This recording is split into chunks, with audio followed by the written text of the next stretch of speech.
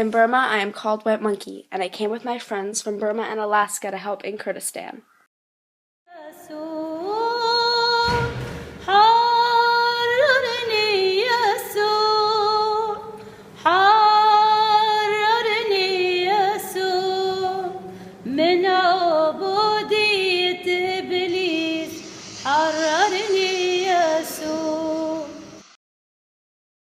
Hi, I'm Sahale, And I'm Elle, and we're here to shine a light on the current struggle of the Kurdish and the Yazidi people. and Iraqi Kurdistan. Iraqi Kurdistan is an autonomous region located in northern Iraq, bordering Syria, Turkey, and Iran. The Kurdish and Yazidi people are proud of their rich culture and history, dating as far back as 7000 BC. We fell in love with the people we met, who are extremely hospitable and welcomed us into their homes. The people of Kurdistan desire peace for themselves and their children. However, right now, peace is not an option. ISIS is a radical Islamic movement originated among Sunni Muslims whose immediate goal is to form a new kingdom that will eventually spread to world domination.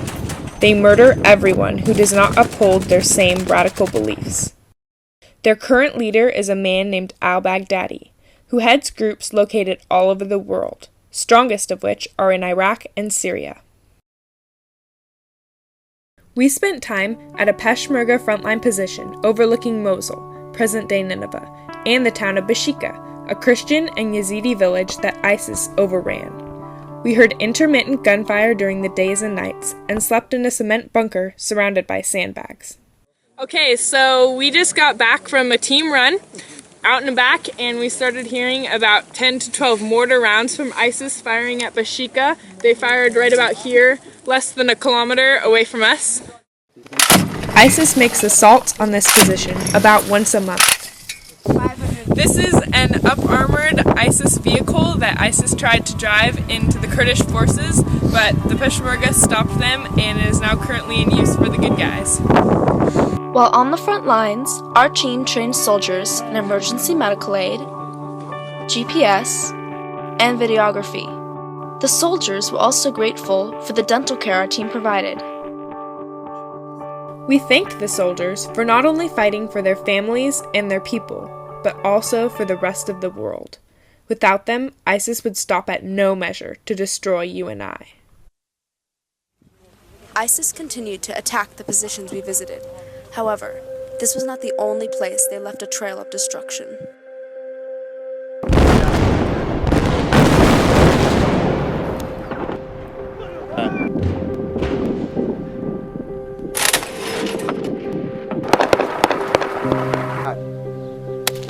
On August 3, 2014, ISIS took the Yazidi town of Sinjar and surrounding villages, slaughtering at least 5,000 and capturing an estimated total of 7,000 men, women, and children to use as sex slaves and to train as child soldiers. During the gruesome genocide, 40,000 people fled to the top of Sinjar Mountain. We became friends with a cook for the Peshmerga soldiers stationed in Sinjar. He shared with us that his wife and 4 children were at his brother-in-law's house when ISIS attacked. ISIS captured them. The man does not know if his wife and 3 younger children are still alive. However, his 18-year-old daughter is currently being held prisoner in Mosul. The price to purchase her freedom is 18,000 American dollars. I asked the man if he is going to try to pay the money. Despair crossed his face as he responded that he is just a Yazidi who has no money and no hope of ever paying that price. During the fighting, we were on this hill right here, and we're also right there.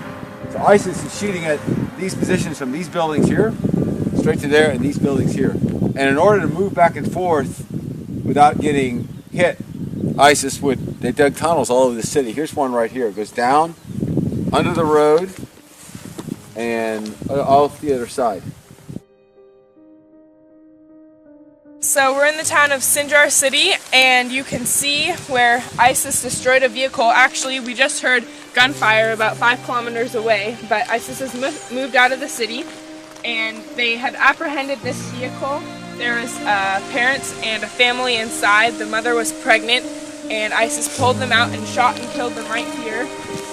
You can still see photographs scattered around on the ground. And here's the dress of someone who was killed, and you can see the bullet holes all up over it. There was obviously young children. Here's a baby's onesie, and you can see a big bullet hole right in the middle. We found these bones, human bones, backbone, rib cage, pelvis of a small child that ISIS murdered. They're just here on the street, and found the clothes and the bloodstains on the other side. You can still smell the smell of dead, decaying bodies here under the rubble. And it makes me feel sad, and we should do more to help. We are here at a mass grave outside of Sinjar city, and you can see the remains of many people who were killed, men, women, and children. Right here, you can see the face of what appears to be a smaller child who was murdered right here by ISIS. This is wrong. This didn't have to happen. No one had to get killed. ISIS, they're evil. And we as America should do more to help the Yazidi. Makes me feel sad, because this could have been my family, and that could have been me. These people were from a village called Kojo, just a little bit over that way. You can see the teeth of a child and the teeth of an adult, and they were bashed in, meaning that they were tortured before they were killed, hit with probably the butt of a gun. I just want to say that we learn in school about what happened in World War II. We learn about the Holocaust and concentration camps, and we learn about these things so that history doesn't repeat itself. And what is going on right here isn't just history, but it's the present, and it's happening all over this area. ISIS is evil. They are killing people, and this needs to be known, and this needs to be stopped. You have to come and to visit what happened. There's suffering and there's people being killed. It's not acceptable what's going on. There's many people being killed.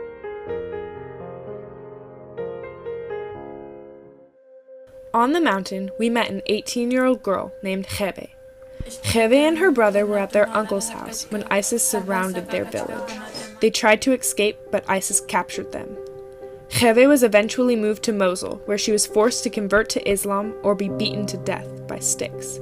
During her captivity, she witnessed many people die, including another captive who slit her wrists and killed herself to avoid being raped by ISIS soldiers.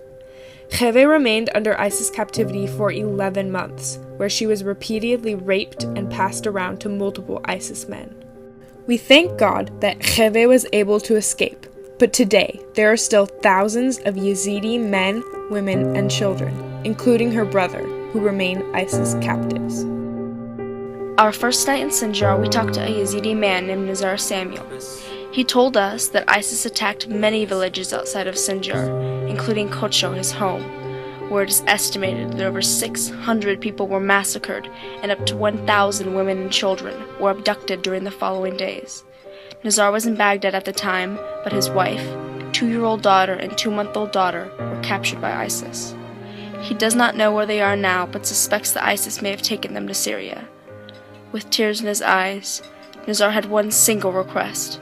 Please, help bring the Yazidi women back home.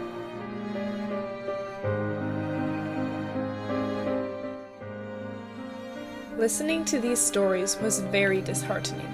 What words can you give a father who has little hope of ever seeing his family again? Over and over, each person we interviewed seemed to plead only one thing: please help us bring our family and our girls home. We spent time with the children who had moved back into Sinjar city within the last few months. Days later, we were heartbroken to find out that ISIS launched a chemical attack landing 50 meters from them, forcing them to leave their homes once again. Our team responded with emergency medical aid to victims affected by the attack. It doesn't matter, but just I'll know when I get it. You just keep shooting. Whoa! Oh gosh.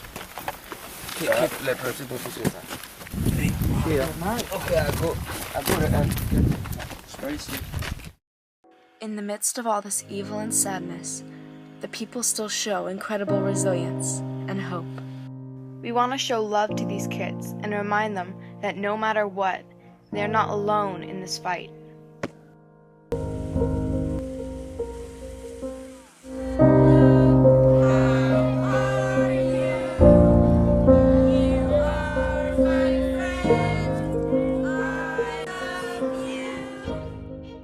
We did crafts with the children, Sang songs about God's love, taught about basic health care, and performed a skit that taught about God helping us.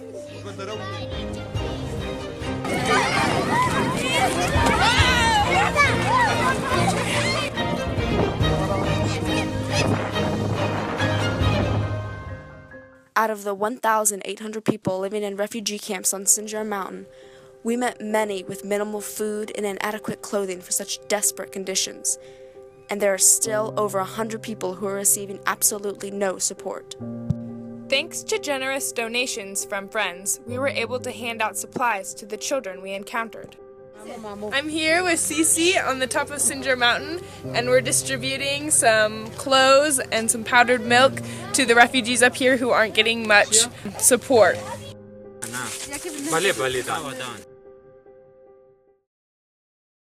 Our team barely scratched the surface by trying to help such a large and dynamic problem, but we believe that God has called us to stand with the oppressed, Bring help, hope, and love to the children and families, to let them know that they're not forgotten, and to remind them that in the midst of their suffering, God has a special plan for their lives. I am Elle Arnold, and I am Sahale Eubank, and we are speaking out on behalf of all the Kurds and the Yazidi people in Iraqi Kurdistan. داخلكن بإيماني وآم شغلي خوكن بسر بلندي وآم أبد تسليم نابن ببزانن